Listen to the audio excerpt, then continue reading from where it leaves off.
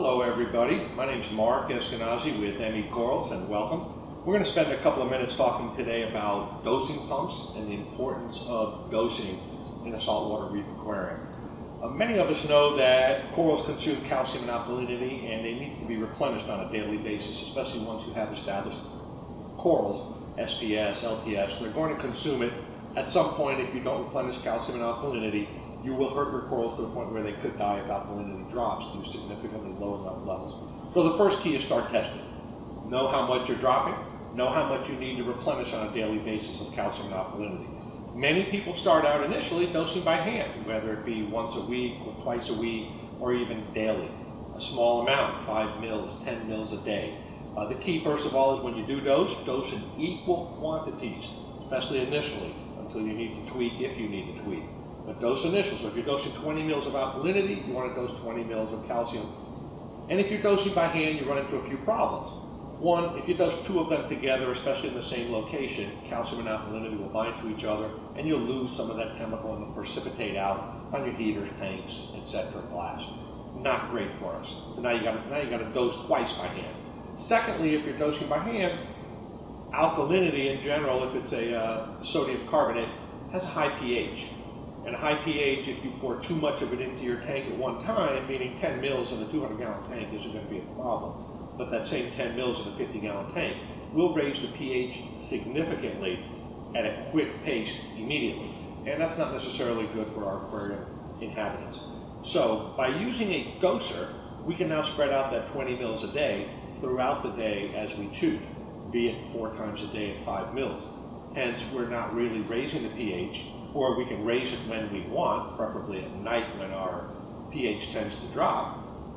But that's alkalinity. And then you can dose your calcium, be it as long as it's minutes apart or hours apart, or even simultaneously if they're hitting high-speed spots in your sump. Now, why the dosing pump? Like I said, I'm not around my tank every day to come do 2 and 3 shots and measure out 10, 20, 30, 50 mils, and it changes weekly based upon your addition of corals, growth of corals, and most importantly, use of your test kit. At presently, I dose 70 mils per day of both calcium and alkalinity in this tank, and that could change tomorrow based on test kit results. But again, dosing equally. Now, I like to dose as frequently throughout the day as possible. I dose every hour, meaning if I can dose 3 mils per hour, I'm dosing my 75 mils a day or thereabouts. And that's the way I like to do it, as opposed to at night or daytime. Everybody has their preference. And same goes now as we go to talk about dosing pumps. Everybody has their preferences. Everybody has a different need.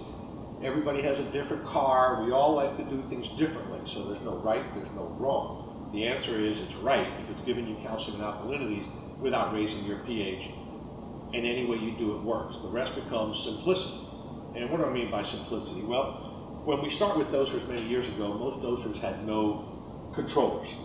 And here's an old doser that I had from 10 years ago, and this specific doser has no controller. You plug it in, you set it to your timer, and it would drip whatever it dripped, what its drip rate was. I forgot what this one was, 1.5, 1.7 mils per minute, and if you ran it 10 minutes, you knew what you dosed. That was old school. They worked, and they worked effectively.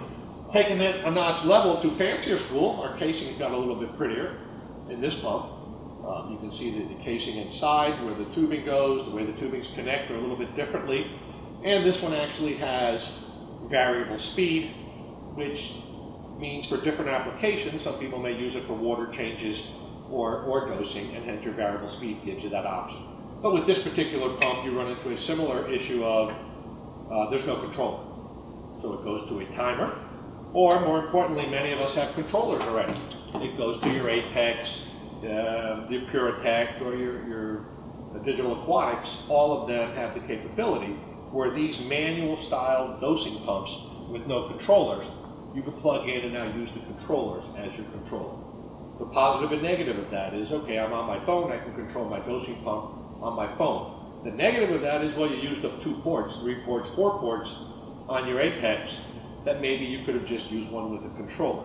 The newer types of controllers that we see a lot on the market these days are like this.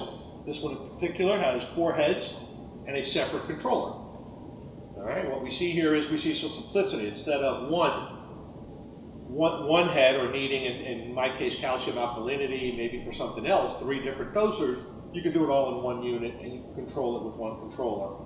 But again, not with your Apex or your digital aquatics or other controllers. So it's separate, freeing up those ports, let's say, if it's 4 specific, or you free up 4 ports on your controller. So there's pros and cons to what everyone needs. All right, some of the simplicities or important things to look for when you look for a doser is how simple are they to repair. In some of the smaller manual old style pumps, this tube on the inside is replaceable. An example, this tube is really the only piece that wears other than the motor turning. And these tubes will inevitably need to be replaced. This one lasts me 3 to 4 years on this 10-year-old pump, which probably doesn't work anymore. This other pump also has a tube that is inside here, and that tube is also replaceable by taking off this glass. And again, the dexterity or strength or thickness of that tube will let us know how long before we replace them. On this specific doser, the simplicity to repair would be that these heads all pop out and they can be replaced. So if the tube actually goes on you, and they do go after a while because it is what's wearing inside of here, and once they get an air leak in the tube, you no longer get a pressure and you lose your drip. So what happens many times is people aren't paying attention and they will run out of, let's say, alkalinity because this stopped working on them and they're not dosing. So please test often to find those mistakes and change your equipment or heads when needed. But these are all simple. They've got lights on them that turn on when you know they're running, or if you're sampling them, and all of these pumps work. But the key is you can't just set up a dosing pump and start putting chemicals into an aquarium. Please, please, please, you're trying to put chemicals in to match the consumption rate of your aquarium. And what's being consumed is calcium and alkalinity in equal ratios. So the first thing we want to do is make sure we're testing often our alkalinity and match our calcium and alkalinity dosing of equal ratios, 20 mils, 30 mils, 50 mils a day, based on our alkalinity mostly. Test calcium too. Then, if you want to dose magnesium, that's fine too, even though magnesium can be added manually as needed. But many people, since we have a 4-head doser here, many people decide to maybe dose a little magnesium too. The next thing, people may decide to dose vinegar as a carbon source. We'll talk about that another day. I do it, as well as some people might be dosing amino acids or other types of foods throughout the day. Maybe they're away on vacation and they can dose their foods that way. But at the end of the day, do your homework and don't rely on what somebody else told you is good or bad. Every system is different. Your needs for what you need for your system and how you want to apply your dosing situation is different for everybody. Do you have a controller? Do you want to use it with your controller? Do you need one that has a controller? Do you need 4 heads? Do you need 1? How much are you really dosing a day? And most importantly, please use your test kits. Do not just turn on a dosing pump and say, my buddy said put in 50 mils a day and that's what I'm doing. That's not the way to do it. You'll find out you'll overdose or underdose. Another thing with these dosing pumps is they're susceptible to human error.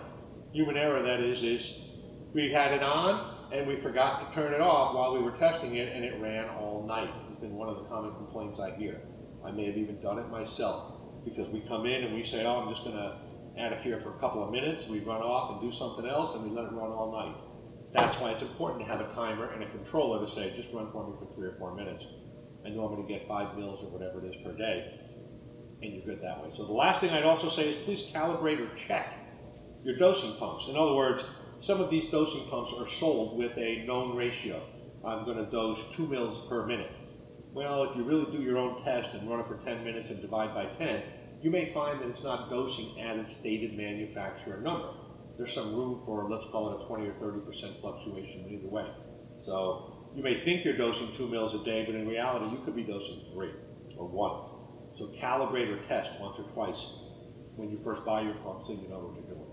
With that, I want to say, most importantly, if you're going to dose, please dose high-quality chemicals. Do not dose chemicals that are intended for your garden or for your driveway milk. They're full of trace metals. Use the high-quality chemicals, such as Coral, that are high purity and low trace metals in them, and your tank will thank you for you. With that, thank you, aficionado, and Reef the Reef for a great time. We'll see you soon.